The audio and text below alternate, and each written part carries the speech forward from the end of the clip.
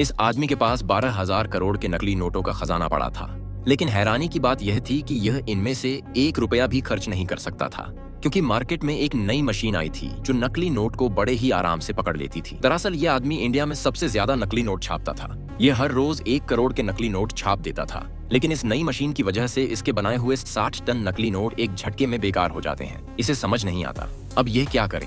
तभी इसका एक आदमी इसे कुछ नए नकली नोट दिखाता है जो एक लोकल कारीगर ने बनाए थे। सबसे हैरानी की बात यह थी कि यह नोट मशीन टेस्ट आसानी से पास कर लेते हैं। यह देख के आदमी चौंक जाता है। इसके पास नकली नोट बनाने के लिए दुनिया की सबसे महंगी टेक्नोलॉजी थी, लेकिन एक आम लड़का इससे कई बेहतर नकली नोट छाप रहा था। यह फौरन उस कारीगर को पकड़ लाता है। इसका नाम सनी था। यह पहले एक बहुत ही हुनरमंद पेंटर हुआ करता था।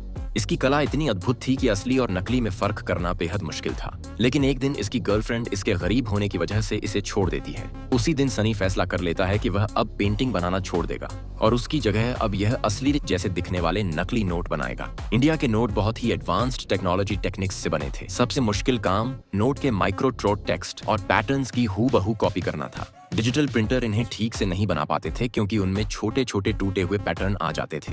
यहीं सनी की हाथ की कला काम आती है। यह माइक्रोस्कोप के हर हिस्से को बारीकी से देखता है और हूबहू उसे अपने हाथ से बना देता है। फिर उन हिस्सों को जोड़कर यह एक परफेक्ट मास्टर शीट तैयार करता है। इसके बाद इस शीट पर कई सुधार किए जाते हैं। पहले इस पर नई परतें चढ़ाई जाती हैं, फिर इस पर कोटिंग और हीटिंग की जाती है। लेकिन जब प्रिंटिंग की बारी आई तो एक और दिक्कत आ गई। पुरानी मशीन एक बार में सिर्फ एक ही रंग छाप सकती थी, जबकि असली नोट में 4 अलग अलग रंग होते हैं।